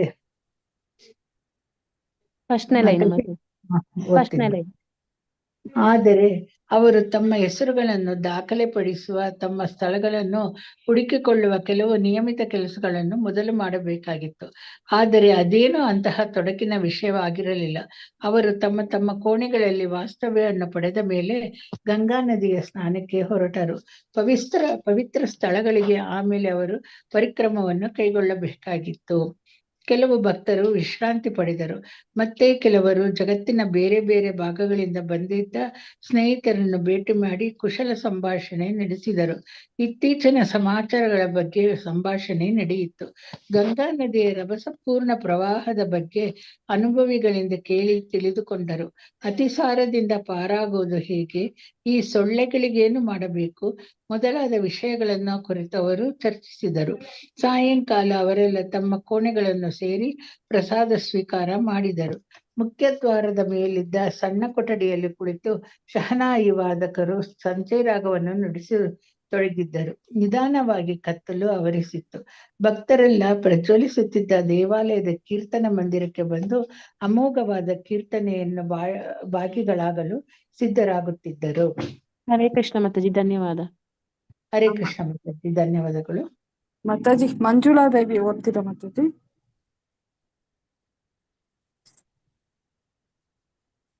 ಹರೇ ಕೃಷ್ಣ ಮಾತಾಜಿ, ಓದ್ತೀನಿ. ಓದಿ ಮಾತಾಜಿ. ಮಾತಾಜಿ ಯಾವ ಪ್ಯಾರ? ಈ ಭಕ್ತರೆಲ್ಲ ಅಲ್ಲಿಂದ ಓದಿ ಮಾತಾಜಿ. ಈ ಭಕ್ತರೆಲ್ಲ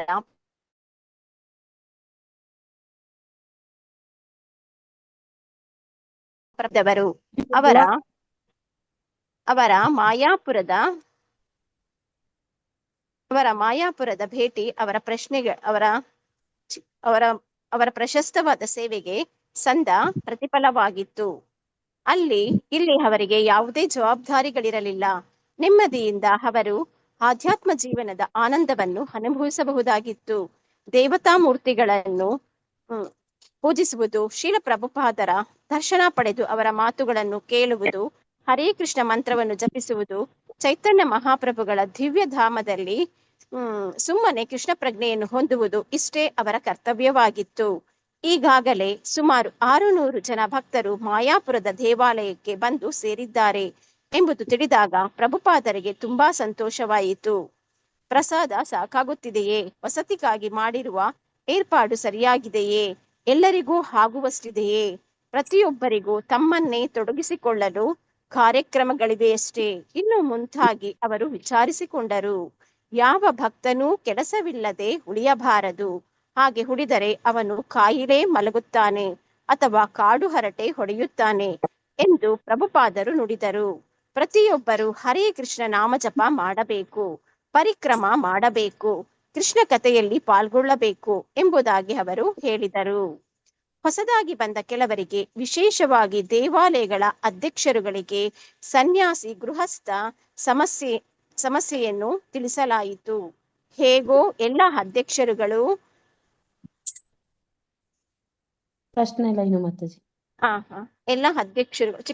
ಎಲ್ಲ ಅಧ್ಯಕ್ಷರುಗಳು ಸೇರಿದ್ದರಲ್ಲ, ಅತೃಪ್ತರಾದ ಎಲ್ಲರೂ ಒಂದು ವಿಶೇಷ ಸಭೆಯಲ್ಲಿ ಕೂಡಿಕೊಂಡರು. ಇಸ್ಕಾನ್ ದೇವಾಲಯಗಳಲ್ಲಿ ಗೃಹಸ್ಥರು ವಾಸಿಸುವ ಬಗ್ಗೆ ಕೈಗೊಳ್ಳಲಾದ ತೀರ್ಮಾನಗಳನ್ನು ಇಷ್ಟಪಟ್ಟಿರಲಿಲ್ಲ. ಸಭೆಯಲ್ಲಿ ಚರ್ಚೆ, ಅಭಿಪ್ರಾಯ, ನಿರ್ಣಯ ನಡೆಯಿತು. ತನ್ಮೂಲಕ ತಮ್ಮ ಅತೃಪ್ತಿಗೆ ಸೂಕ್ತವಾದ ಸಿದ್ಧಾಂತವನ್ನು ಅವರು ಕಂಡುಕೊಂಡರು. ಉತ್ತರ ಅಮೆರಿಕದ ದೇವಾಲಯಗಳ ಅಧ್ಯಕ್ಷರುಗಳಿಂದ ಹೆಚ್ಚಿನ ಅಪೇಕ್ಷೆಗಳು ಬಂದಿದ್ದವು. ಅವರೆಲ್ಲ ತಮಾಲ ಕೃಷ್ಣ ಗೋಪಾಲ ಸ್ವಾಮಿಯವರು ನಡೆಸುತ್ತಿದ್ದ ರಾಧಾ ದಾಮೋದರ ಚರ ಸಂಕೀರ್ತನ ಸಮೂಹವನ್ನು ದೃಷ್ಟಿಯಲ್ಲಿಟ್ಟುಕೊಂಡು ಮಾತನಾಡಿದರು. ಅಭಿಪ್ರಾಯ ಭೇದ ಸುಮಾರು 1 ವರ್ಷದಿಂದ ಎಂದರೆ ತಮಾಲ ಕೃಷ್ಣರು ರಾಧಾ ದಾಮೋದರ ಮಂಡಳಿಯನ್ನು ಕಟ್ಟಿದಾಗಿನಿಂದ ದಿನದಿನಕ್ಕೆ ಹೆಚ್ಚಾಗುತ್ತಾ ಹೋಗಿತ್ತು. 1 ವರ್ಷದಲ್ಲಿ ಮಂಡಳಿಯಲ್ಲಿ 150 ಮಂದಿ ಭಕ್ತರು ಸಂಯೋಜಿತರಾಗಿ ಉತ್ತರ ಅಮೆರಿಕಾದಲ್ಲೆಲ್ಲ ಶ್ರೀಲ ಪ್ರಭುಪಾದರ ಗ್ರಂಥವನ್ನು ವಿತರಿಸತೊಡಗಿದ್ದರು. ಪ್ರಭುಪಾದರು ಧನ್ಯವಾದ.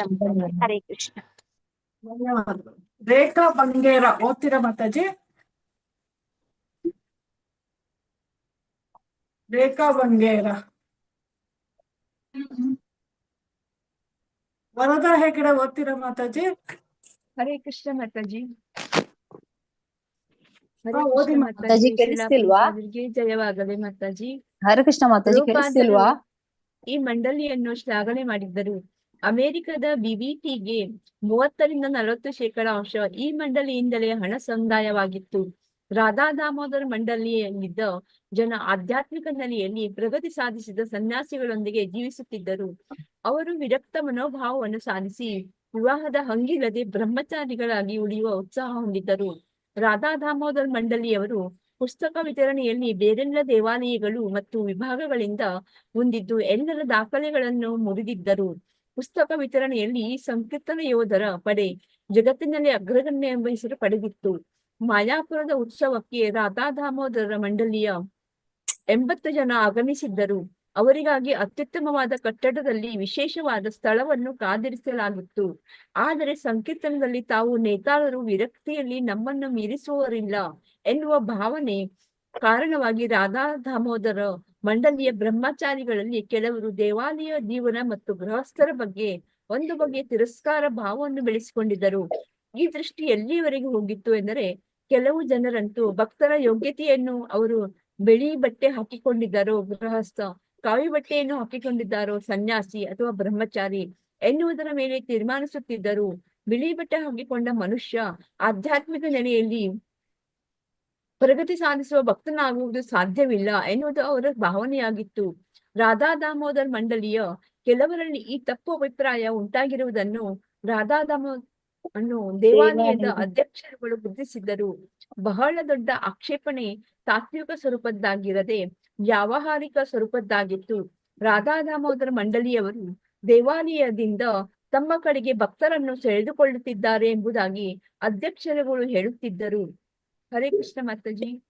ಓದಿ ಮಾತಾಜಿ ಆ ಪ್ಯಾರ ಮೇಲ್ಗಡೆ ದೇವಾಲಯದಲ್ಲಿ ಬೇರೆ ಬೇರೆ ಸೇವಾವೃತ್ತಿಗಳಲ್ಲಿದ್ದ ಜನರನ್ನು ರಾಧಾ ದಾಮೋದರ್ ಮಂಡಲಿಯವರು ಹೇಗೆ ಸೆಳೆದರು ಎಂಬುದನ್ನು ವರ್ಣಿಸುವ ಅನೇಕ ಕಥೆಗಳನ್ನು ಘಟನೆಗಳನ್ನು ಹೇಳುತ್ತಿದ್ದರು. ಸನ್ಯಾಸಿಗಳು ಗೃಹಸ್ಥರಿಗಿಂತ ಮೇಲು ಎನ್ನುವ ತಾತ್ವಿಕ ಸಿದ್ಧಾಂತವನ್ನು ದೇವಾಲಯದಲ್ಲಿದ್ದ ವ್ಯಕ್ತಿಗಳನ್ನು ತಮ್ಮ ಕಡೆ ಆಕರ್ಷಿಸುವುದಕ್ಕೆ ಸ್ವಾರ್ಥದ ನೆಲೆಯಲ್ಲಿ ಬಳಸಲಾಗುತ್ತಿದೆ ಎಂಬುದಾಗಿ ರಾಧಾ ದಾಮೋದರ್ ಮಂಡಲಿಯನ್ನು ದೇವಾಲಯದ ಅಧ್ಯಕ್ಷರುಗಳು ಆಕ್ಷೇಪಿಸುತ್ತಿದ್ದರು. ಈ ಬಿಕ್ಕಟ್ಟಿನಿಂದ ಅನೇಕ ಗಂಭೀರ ಸ್ವರೂಪದ ತೊಂದರೆಗಳು ಉಂಟಾದವು. ದೇವಾಲಯದ ಧನ್ಯವಾದಗಳು. ಹರೇ ಕೃಷ್ಣ ಮಾತಾಜಿ, ನನ್ನ ವಾಯ್ಸ್ ಕೇಳಿಸ್ತಾ ಇಲ್ವಾ? ಹರೇ ಕೃಷ್ಣ ಮಾತಾಜಿ. ರೇಖಾ ಮಾತಾಜಿ. ಹರೇ ಕೃಷ್ಣ ಮಾತಾಜಿ. ದೇವಾಲಯದ ಅಧ್ಯಕ್ಷರುಗಳು ದೃಷ್ಟಿಯಲ್ಲಿ ರಾಧಾ ದಾಮೋದರ ಮಂಡಲಿಯ ಬೋಧನೆಯು ಸಮತೋಲನವನ್ನು ಕಳೆದುಕೊಂಡಿತ್ತು ಮತ್ತು ಸ್ವಾರ್ಥ ದೃಷ್ಟಿಯಿಂದ ಪ್ರೇರಿತವಾಗಿತ್ತು. ಈ ಒಡಕು ಎಷ್ಟು ತೀವ್ರವಾಯಿತೆಂದರೆ, ಕೆಲವು ದೇವಾಲಯಗಳು ರಾಧಾ ದಾಮೋದರ ಮಂಡಲಿಗೆ ಪ್ರವೇಶವನ್ನು ನಿರಾಕರಿಸಿದವು. ಮತ್ತೆ ಕೆಲವು ದೇವಾಲಯಗಳು ರಾಧಾ ದಾಮೋದರ ಮಂಡಲಿಯ ಸನ್ಯಾಸಿಗಳು ದೇವಾಲಯದ ಭಕ್ತರಿಗೆ ಪ್ರವಚನ ನೀಡುವುದನ್ನು ನಿಷೇಧಿಸಿದವು.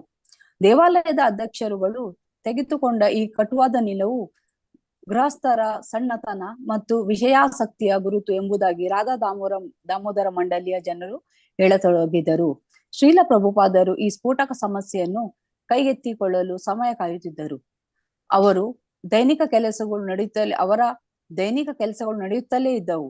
ಅತಿಥಿಗಳನ್ನು ಸ್ವಾಗತಿಸುವುದು, ಮಾಯಾಪುರದ ದೇವಾಲಯ ಮತ್ತು ಉತ್ಸವದ ಉಸ್ತುವಾರಿ ನೋಡಿಕೊಳ್ಳುವುದು ಇತ್ಯಾದಿ. ದಿನವೂ ಅವರು ದೇವಾಲಯಗಳಲ್ಲಿ ಉಪನ್ಯಾಸ ನೀಡುತ್ತಾ ಪ್ರತಿಯೊಬ್ಬರನ್ನು ಸಂತೃಪ್ತಗೊಳಿಸುತ್ತಿದ್ದರು. ಆದರೆ ಉಂಟಾಗಿದ್ದ ಬಿಕ್ಕಟ್ಟಿನಿಂದ ತಮ್ಮ ಮನಃಶಾಂತಿ ಕದಡಿರುವುದನ್ನು ಸೇವಕರು ಮತ್ತು ಕಾರ್ಯದರ್ಶಿಗಳಿಗೆ ಮಾತ್ರ ತಿಳಿಸಿದ್ದರು. ದೇವಾಲಯದ ಅಧ್ಯಕ್ಷರುಗಳು ಕುಪಿತರಾಗಿರುವುದು ಅವರಿಗೆ ಆತಂಕವನ್ನುಂಟು ಮಾಡಿತ್ತು. ಒಂದು ಮಧ್ಯಾಹ್ನವಂತೂ ಈ ಯೋಜನೆಯಿಂದಾಗಿ ಅವರಿಗೆ ನಿದ್ದೆ ಕೂಡ ಬರಲಿಲ್ಲ. ಅಂಗಮರ್ದನ ಮಾಡಿಸಿಕೊಳ್ಳುವಾಗ ಅವರು ಹರೀಶ್ ಅವರಿಗೆ ಹೀಗೆ ಹೇಳಿದರು: ಇದು ನಿಜಕ್ಕೂ ಗಂಭೀರ ವಿಷಯ. ಸನ್ಯಾಸಿಗಳು ಮತ್ತು ಗೃಹಸ್ಥರ ನಡುವೆ ಉಂಟಾಗಿರುವ ಒಡಕು ಎಲ್ಲವನ್ನು ಹಾಳು ಮಾಡುತ್ತದೆ. ಹರೀಶ್ ಅವರಿಯವರು ಈ ಉಂಟಾಗಿದ್ದ ಒಡಕನ್ನು ಗೌಡಿಯ ಮಠದ ನಾಶಕ್ಕೆ ಕಾರಣವಾದ ಒಡಕಿಗೆ ಹೋಲಿಸಿದರು. ಇನ್ನೊಂದು ಸಾರಿ ಪ್ರಭುಪಾದರು ತಮ್ಮ ಕೋಣೆಯಲ್ಲಿ ಕುಳಿತುಕೊಂಡಿದ್ದರು. ಅಲಂಕಾರ ಮಾಡಿದ ಒಂದು ಬುಕ್ ಮಾರ್ಕ್ ಅನ್ನು ಕೈಗೆತ್ತಿಕೊಂಡು ಪ್ರಭುಪಾದರು ನುಡಿದರು: ಇದು ಒಬ್ಬ ಬ್ರಹ್ಮಚಾರಿಣಿ ಮಾಡಿದ್ದು. ಎಷ್ಟು ಚೆನ್ನಾಗಿದೆ ನೋಡಿ. ಇದನ್ನು ಹೇಗೆ ತಿರಸ್ಕರಿಸುವುದು? ಕೇವಲ ಸ್ತ್ರೀಯರು ಎಂಬ ಕಾರಣದಿಂದ ಅವರ ಸೇವೆಯನ್ನು ಒಪ್ಪದಿರುವುದು ಹೇಗೆ? ನೆಕ್ಸ್ಟ್ ರಾಮೇಶ್ವರರು ಪ್ರಭುಪಾದರ ಕೋಣೆಗೆ ಬಂದು ಜಿಬಿಟಿಯ ಇತ್ತೀಚಿನ ಕೆಲವು ಪ್ರಕಟಣೆಗಳನ್ನು ಅವರಿಗೆ ತೋರಿಸಿದರು. ಆ ಬಗ್ಗೆ ಚರ್ಚಿಸಿದಾದ ಮೇಲೆ ಮಾತು ಸನ್ಯಾಸಿ ಗೃಹಸ್ಥ ಸಮಸ್ಯೆ ಕಡೆ ತಿರುಗಿತು. ರಾಮೇಶ್ವರರು ಆ ಬಗ್ಗೆ ತಮ್ಮ ಅಭಿಪ್ರಾಯವನ್ನು ಸೂಚಿಸತೊಡಗಿದಾಗ ಪ್ರಭುಪಾದರು ಲಭ್ಯವಿರುವ ಸನ್ಯಾಸಿಗಳು ಮತ್ತು ಜಿಬಿಸಿ ವ್ಯಕ್ತಿಗಳು ಚರ್ಚೆಯಲ್ಲಿ ಪಾಲ್ಗೊಳ್ಳಲಿ ಎಂದು ಹೇಳಿದರು. ಹರೇ ಕೃಷ್ಣ ಹರೇ ಮಾತಾಜಿ, ಕೃಷ್ಣ ಧನ್ಯವಾದ. ಮಾತಾಜಿ, ಧನ್ಯವಾದಗಳು ಮಾತಾಜಿ. ಮಾತಾಜಿ ಧನ್ಯವಾದಗಳು. ಮಾತಾಜಿ ಟೈಮ್ ಎಷ್ಟು ಮಂಜುಳಾ ಮಾತಾಜಿ? ಒಂದ್ ನಿಮಿಷ ಮಾತಾಜಿ. ಇನ್ನೊಂದ್ ಪೇಜ್ ಓದಿಸ್ಬೋದಾ? 52 ಆಯ್ತು ಮಾತಾಜಿ. ಪ್ರಾಣ ಮಾತಾಜಿನ ಪ್ರಭುಜಿನ ಗೊತ್ತಿಲ್ಲ, ಓದ್ಬೋದು. ಇನ್ನು ಸ್ವಲ್ಪ ಓದ್ಬೋದು ಮಾತಾಜಿ. ಹಾ, ಇನ್ನೊಂದ್ ಪೇಜ್ ಓದಿ ಮಾತಾಜಿ. ರಾಮೇಶ್ವರ ದೇವಲ್ ಯಾರು ಹೆಸರಿಗೆ ಹೋಗಿದ್ರಿ ಮಾತಾಜಿ? ರಾಣ ಅಂತ ಇದ್ದಾರೆ, ರಾಣ ಅಂತ ಅವರಿಲ್ಲ ಅಂತ ಓದಿ ಮಾತಾಜಿ. ವಸಂತ ಇದಾರ? ಓದ್ತೀನಿ ಮಾತಾಜಿ. ಹಾ ಮಾತಾಜಿ. ರಾಮೇಶ್ವರ ದೇವಾಲಯಗಳ ಪರವಾಗಿ ಮಾತನಾಡುತ್ತಿದ್ದರು. ರಾಧಾ ದಾಮೋದರ ಮಂಡಳಿಯನ್ನು ದೇವಾಲಯದ ಸೇವಾಕರ್ತರು ಸೇರುತ್ತಿರುವುದರಿಂದ ಉಂಟಾಗಿರುವ ಆರ್ಥಿಕ ಮತ್ತು ವ್ಯಾವಹಾರಿಕ ಸಮಸ್ಯೆಗಳನ್ನು ಕುರಿತು ಅವರು ಮಾತನಾಡಿದರು. ಕಾರ್ಯಕರ್ತರು ಹೋದ ಮೇಲೆ ದೇವಾಲಯಗಳಲ್ಲಿ ಪುಸ್ತಕ ವಿತರಣೆ ಪ್ರಮಾಣ ತಗ್ಗತೊಡಗಿದೆ. ಪ್ರವಾಸಿ ವಾಹನ ಮಂಡಳಿಗಳನ್ನು ಸೇರಲು ಅತಿಯಾದ ಪ್ರಚಾರ ನಡೆಯುತ್ತಿದೆ. ನಿಷ್ಠರಾದ ದೇವಾಲಯದ ಭಕ್ತರು ಹೇಗೆ ತಾನೇ ದೇವಾಲಯದ ನಿರ್ವಹಣೆಯ ಹಣವನ್ನು ಸಂಗ್ರಹಿಸುವುದರಲ್ಲಿ ತೃಪ್ತಿಯನ್ನು ಹೊಂದಬಲ್ಲರು? ಪುಸ್ತಕಗಳನ್ನು ವಿತರಣೆ ಮಾಡುವ ಅವಕಾಶದಿಂದ ವಂಚಿತರಾಗುತ್ತಿದ್ದಾರೆ. ಪುಸ್ತಕ ವಿತರಣೆ ಆನಂದವನ್ನು ಅನುಭವಿಸುವುದಕ್ಕೆ ದೇವಾಲಯದ ಭಕ್ತರು ಕಾತರರಾಗಿದ್ದಾರೆ. ಆದರೆ ಸಂಚಾರಿ ವಾಹನ ಮಂಡಳಿಗಳ ಚಾಕಚಕ್ಯತೆಯ ಮುಂದೆ ಅದು ಅವರಿಗೆ ಕಷ್ಟವಾಗುತ್ತಿದೆ.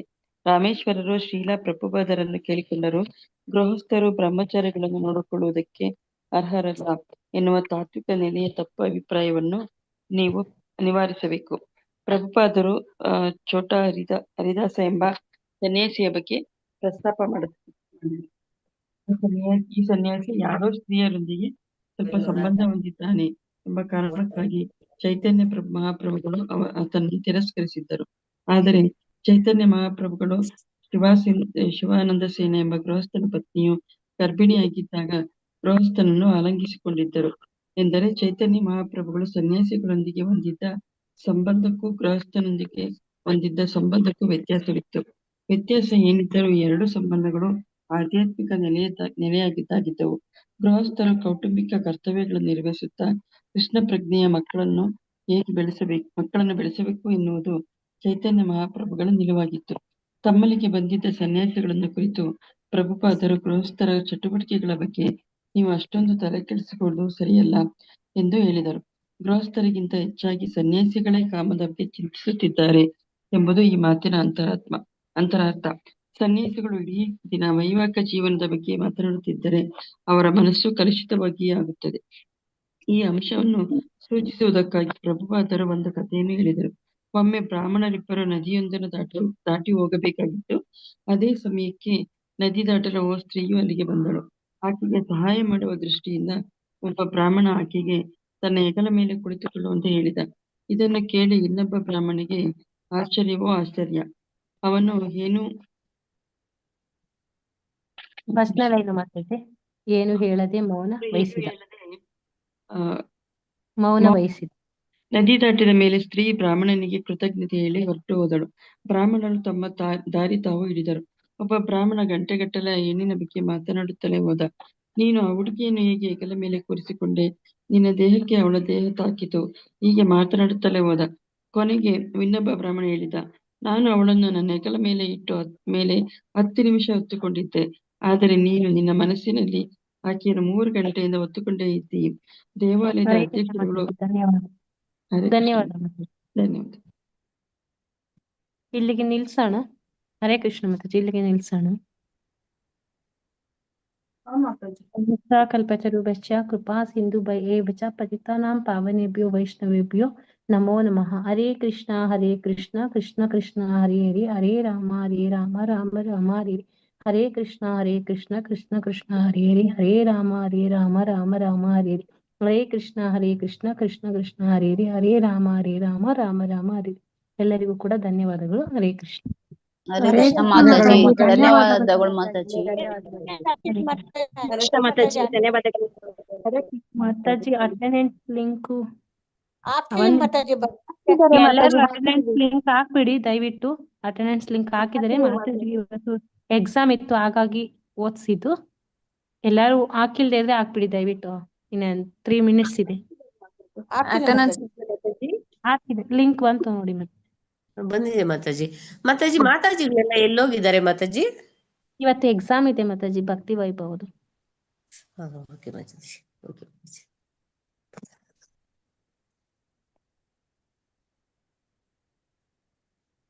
ಮಂಜುಳಾ ಮಾತಾಜಿ ತುಂಬಾ ಧನ್ಯವಾದ. ಹರೇ ಕೃಷ್ಣ ಮಾತಾಜಿ, ಧನ್ಯವಾದಗಳು. ತುಂಬಾ ತುಂಬಾ ಧನ್ಯವಾದಗಳು ಇಬ್ಬರಿಗೂ, ಎಲ್ಲರಿಗೂ ಕೂಡ. ವಾಂಚಾಕಲ್ಪತರು ಹೇಳಿದ್ರ ಮಾತಾಜಿ? ಮಾತಾಜಿ ಹೇಳ್ದೆ. ಹರೇ ಕೃಷ್ಣ, ಎಲ್ಲರಿಗೂ ಒಳ್ಳೇದಾಗ್ಲಿ. ಮಾತಾಜಿ ಧನ್ಯವಾದಗಳು ಆಲ್ ದ ಬೆಸ್ಟ್ ಮಾತಾಜಿ. Thank you, thank you. All the best ಮಾತಾಜಿ. ಕೃಷ್ಣ ಮಾತಾಜಿ, ಥ್ಯಾಂಕ್ ಯು ಧನ್ಯವಾದಗಳು. ಮಾತಾಜಿ. All the best.